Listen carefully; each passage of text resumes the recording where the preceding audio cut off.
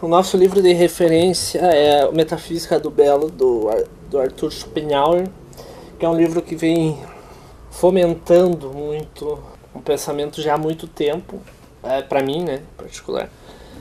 E principalmente quando ele apresentou a ideia do belo destituído de vontade, né, e de conhecimento prévio.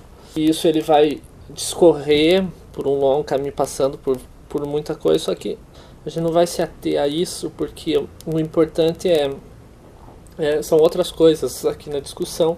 Por exemplo, quando a gente já falou outras vezes do Nietzsche, e aqui a gente vai reencontrar o Nietzsche, principalmente porque o Schopenhauer fala do que tem a ver com o belo destituído de vontade, porque que a arte a maior de todas seria a não conceitual, né?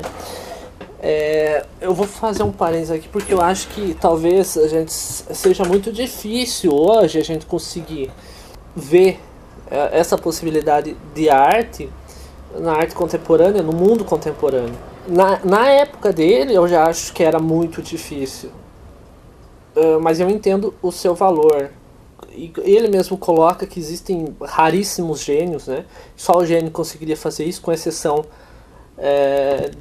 em alguns gêneros da poesia, que aí era possível, por exemplo, na canção, aí é possível uma pessoa não genial fazer alguma coisa realmente boa, mas e isso eu até acho viável também hoje, né? Às vezes acontece porque é um sentimento muito da vida, e eles recorrem, essas pessoas, quando acontece isso, eles recorrem para essa experiência da vida, né, que vai entrar na parte do Nietzsche que a gente já falou antes, da questão do Dionísio e do Apolíneo, que eu vejo que foi muito, talvez até tenha sido muito inspirado realmente nesse Schopenhauer, a parte da tragédia também, mas principalmente nesse ponto, quando o Schopenhauer diz que a arte pura, ela é essa experiência da vida, e ela é feita através do ideal e não do conceito, da ideia, não do ideal, da ideia. E o que é essa ideia? Essa ideia, ela não é exprimível, isso que é genial, isso que é grande, que dá toda a conclusão disso. Porque, de fato, quando a gente pode explicar, a gente faz isso pela razão. E o conceito é racional. Eu nem digo, essas referências nem são referências à arte conceitual após século XX, porque a discussão seria outra e seria muito longa e não entraria aqui. Eu acho que a gente tem que mais associar essa experiência, esse ensino do Schopenhauer, mais a própria experiência, entendeu? Não aos objetos de arte, justamente por hoje ser muito difícil você definir e conseguir definir as posições artísticas do mundo de hoje, né? Ela tem que recair mais sobre a experiência, que é o que a gente já falou antes, que foi o citado da Lydia Clark, né? Quando ela diz da experiência ritualística, né? Primitiva, e no mundo de hoje desse anonimato da arte. Aí sim, eu vejo que é totalmente essa a conexão que esse Schopenhauer faz, esse Schopenhauer do livro, né? Faz com a coisa da ideia, que ele coloca essa ideia, não é a ideia do pensar, mas é a ideia, é a experiência, e ele diz que é o conhecimento, essa experiência da vida é o conhecimento da natureza, do homem, muito íntima, muito atrás, muito ancestral. Eu nem uso essa palavra ancestral, mas referente a você não ter como conceituar, e por isso você se entregar de tal forma que esse reconhecimento é universal. Isso que é fundamental. Esse conhecimento que depois ele vai passar, falar de história, biografia e tudo isso, mas é justamente isso, que esse conhecimento tem que ser universal, por isso que ela é sublime, por isso que ela é é a ideia e essa ideia não é exprimível, não é explicável, sabe? Ou a pessoa entende ou não entende. E esse entender não é entender o entender do outro, ou do próprio produtor dessa coisa, desse objeto de arte possível, objeto de arte que fez. Mas é um entender dele que se comunica com aquele objeto, que aquele objeto é universal. Diferente das representações, que, por exemplo, ele cita inúmeros pintores famosíssimos, né, e renascentistas e tudo isso, mas ele acaba colocando que tudo acaba sendo uma arte menor porque você está tentando explicar aquilo e dar uma simbologia, e ele diz que a simbologia, a partir do momento que se coloca a simbologia, você entra nas convenções, você recai a uma coisa menor, e até porque o outro vai precisar ter o conhecimento teórico e abstrato daqueles objetos para fazer esse diálogo. Muito diferente da ideia, porque a ideia não precisa disso. E aí você faz a relação com esse mundo do Nietzsche, que o Nietzsche coloca, de você experimentar a vida, de você viver. Eu acho que esse termo, viver, eu não sei como é que chama isso no português, mas é isso que é fundamental. E outra coisa que eu quero também dar talvez uma outra relação, que eu fiz um paralelo aqui, talvez, eu não sei se eu nunca estudei isso a fundo, mas eu estava lendo e eu percebi isso. E quando o Schopenhauer que está falando das tragédias, e ele diz que deixa eu encontrar aqui. Ele diz que o ápice da arte poética é a tragédia, né? Só que aí ele coloca 3 tipos de tragédia. Ele cita aqui, daí ele faz os exemplos, né? Desde de alguns que se enquadram nos gregos, outros no Shakespeare e tal. Ele diz da tragédia. Eu cheguei nessa parte da tragédia, não tem mais muito a ver com Nietzsche, agora eu já vou cair no Sartre. Porque realmente ali em 4 paredes do Sartre, você acha que ao mesmo tempo parece que ele chegou numa coisa tão óbvia, né? Mas por ser óbvia, por isso que é tão grande, né? Aquilo que ele chegou, e talvez uma das poucas coisas que Sartre tenha feito, né? Sei lá. Mas e talvez Sartre tenha trazido desse Schopenhauer aqui também, isso, eu não sei, porque eu li esse pedaço e eu fiz essa associação.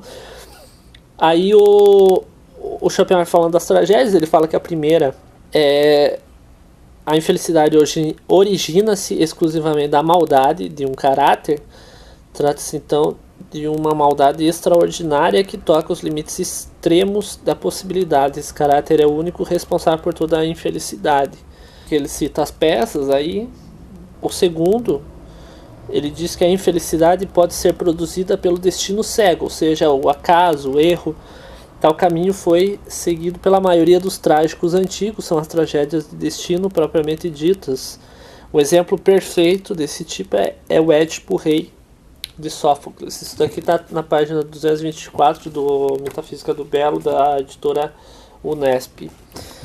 E o terceiro, que é aqui que eu identifiquei, quando ele diz que a infelicidade é produzida pela mera disposição mútua das pessoas, pela combinação de suas relações recíprocas, de tal modo que não é preciso um erro monstruoso, nem um acaso inaudito, nem um caráter malvado acima de toda medida e atingindo os limites da perversidade humana. Mas aqui apenas os caracteres são dispostos como o são normalmente em termos morais. Meras circunstâncias são colocadas, tais quais aparecem com frequência. Contudo, as pessoas são de tal maneira opostas que sua situação as compele conscientemente a tramar a maior desgraça umas contra as outras, sem que com isso a injustiça recaia exclusivamente de um lado. É quase que uma briga por uma sobrevivência social, né? ao mesmo tempo que você que as pessoas se vê, né, que as pessoas se amam e se matam, né? Claro que a gente não vai entrar agora o que é esse amor, o que são esses sentimentos, mas de fato talvez a pessoa sinta alguma coisa boa diante do outro. É tudo uma concepção errada da sociedade, do homem, né? Da construção mental desse homem, que é ridícula, é horrível. E por isso que eu acho que a gente tem que mudar isso. Eu faço um paralelo, por exemplo, com o cinema, que o cinema fomenta, eu acho que eu gravei um áudio sobre isso, fomenta a idiotice, né? Fomenta essas relações mesquinhas, talvez porque eles querem refletir, mas será que o cinema exclusivamente tem que ser? A gente não pode fazer um cinema produtor de conceitos, entendeu? Ele tem que ser só um reprodutor de circunstâncias e convenções. Ele não pode ser um novo gerador desse novo homem, desse novo espírito de era. Aí sim ele seria um cinema grande. Eu tô falando cinema porque o audiovisual em geral, hoje em dia, os seriados de TV, das grandes televisões, tudo isso, né? Tô falando da dramaturgia porque eu acho que ela é a substituta desse teatro grego, né? Em termos sociais, não em termos artísticos. Mais artísticos também é possível. Então esse cinema ele não pode ser um cinema grande ao ele apresentar novas saídas a esse mundo que se origina a partir do agora, para que haja de fato, se queremos e se deseja um futuro. E aí sim, agora eu não estou sendo nem um pouco niilista, ao contrário dos esperançosos que ficam, sei lá o que eles estão fazendo nessa hora, certo? Estão babando, né? E enfiando sorvete na testa na hora de fazer isso aí. Ao invés disso, nós como artistas, novamente entre aspas, porque sei lá que tipo de artista é isso, nós como esses produtores de uma cultura, a gente não pode desenvolver um novo espírito, uma nova mentalidade para esse homem que a gente deseja, que a gente acha que será.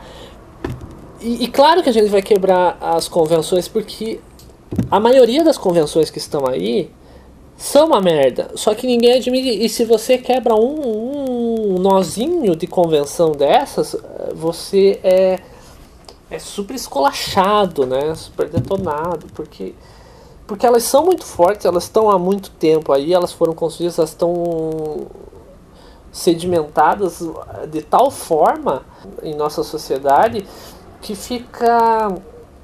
viraram dogmas, né? Eles são substitutos muito fortes dos dogmas, por exemplo, os católicos da Idade Média, né? É absurdo, só que ninguém reconhece, porque você estando dentro disso, isso é natural em você, né? Essa sociedade, ela crescendo assim, ela nascendo, não é nem crescendo, ela nascendo dentro dessas convenções, que são as convenções morais aqui. Elas não têm outra alternativa, porque toda alternativa que anule qualquer convenção dessa é um erro, é um crime, né? E seria o pecado, né? Se o pecado ainda existisse, mas que ela anulou o pecado também. Aí tudo bem, mas foi substituído, o pecado foi substituído, então não. Eu vou continuar aqui com o texto onde que ele fala. Esse último tipo de tragédia me parece superar em muitos as anteriores, na medida em que por ela somos comovidos mais vivamente. Então é uma tragédia, por isso que eu acho que ele dá destaque, porque é uma que se aproxima muito mais da nossa realidade hoje, né? E menos absurda, né? Ela é, de fato, ela continua sendo absurda, mas no sentido de absurdo com relação às realidades que, por exemplo, a tragédia do destino, ela parte muito mais para do heroísmo, e no mundo de hoje esse heroísmo não cabe, né? E até ele faz aqui mediante aproximar-se dessa possibilidade de infelicidade, sentimos-nos horrorizados no próprio inferno. Eu vejo isso aqui que parece que o Sartre chegou lá depois e desenrolou um pequeno parágrafo numa grande... Claro que para ele, daí, né, adaptado à realidade dele, ao pensamento dele, mas é uma grande tese, né? Isso eu acho fundamental, mas eu acho que a gente tem que superar isso também, tem que superar essa tragédia. E voltando ao audiovisual, a dramaturgia, né, audiovisual, ela tem que ser superada, você vê pelos personagens, claro que os enredos, porque os enredos são para idiotas, né? Você vê a maioria dos filmes, elas brincam com a inteligência do espectador, né? São roteiros muito babacas, muito idiotizantes, né? E para ter o resultado final, aí ele precisa de alguns conflitos no roteiro, nessa história, e esses conflitos são mais idiotas ainda, o que faz com que os personagens tenham que ser idiotas para viverem conflitos idiotas, para você ter um final desejado pelo roteirista, que deve ser um idiota também, entendeu?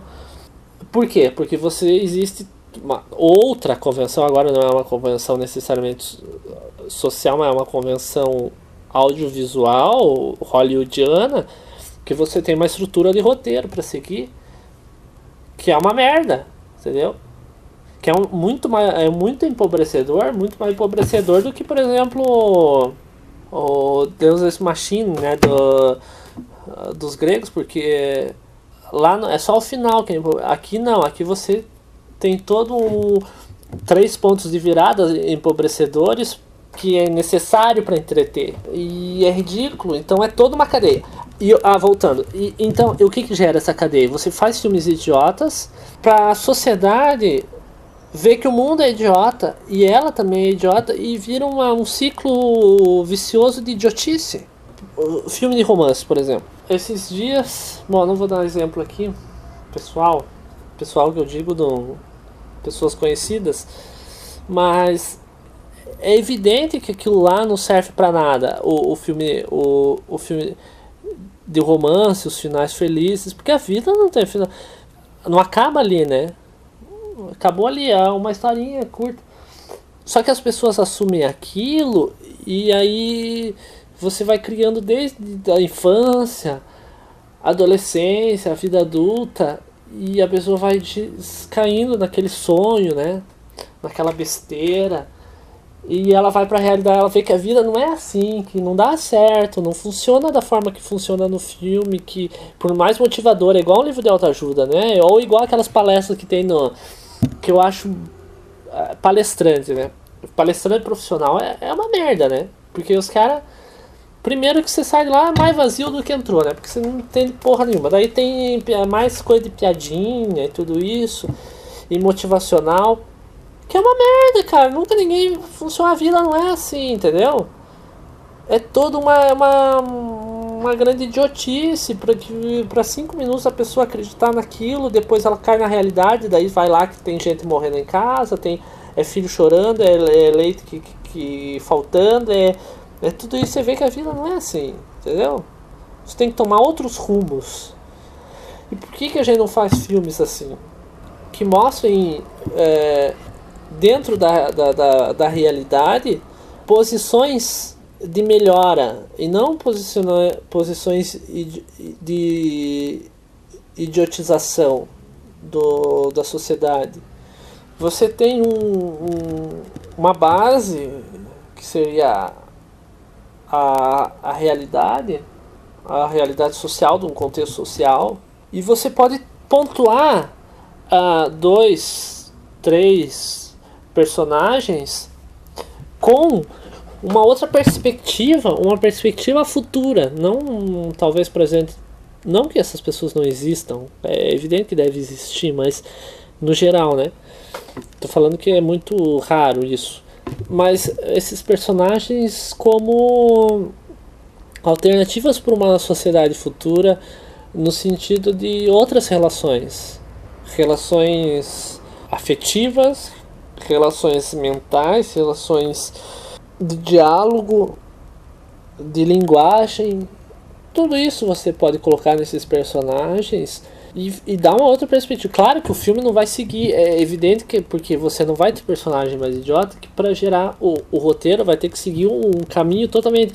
E isso também é fascinante, porque se deixar levar, é como o cara que escreve um conto, uma literatura, uma prosa, ele e se deixa levar pelas situações desses personagens que ele foi criando e que ele colocou ali na história, e esse personagem vai ditar a próxima acontecimento, os atos vão sendo gerados de acordo com a realidade, e isso é fascinante, entendeu?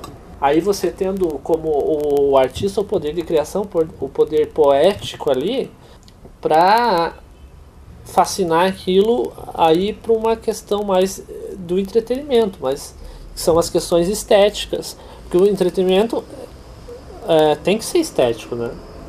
O problema é que ele hoje em dia ele dialoga, né? Ele faz com duas coisas, que é ele é estético, é evidente, só que ele tem uma estética grudada com, sim, um certo, não digo banal, não é um banal, mas é um certo coisa fajuta, sabe? Uma coisa assim, pobre, empobrecida. Quando na verdade ele pode estar, estético pode estar atrelado com uma coisa sofisticada, e sofisticado não é elitista, que fique bem claro. Ela pode estar associada com uma coisa sofisticada e ser entretenimento, e entreter. Esse eu acho que é o grande ideal do século XXI, em se tratando de que a gente pode, sei lá, dizer que é pós-arte, né? Porque a arte, não sei se a gente pode chamar que é mais que entretenimento também, são outras relações culturais, né? Muito importantes, diga-se de passagem, né? Acho que é isso aí que eu tinha para falar hoje. Não deixe de ouvir os vídeos, os áudios anteriores para contextualizar-se.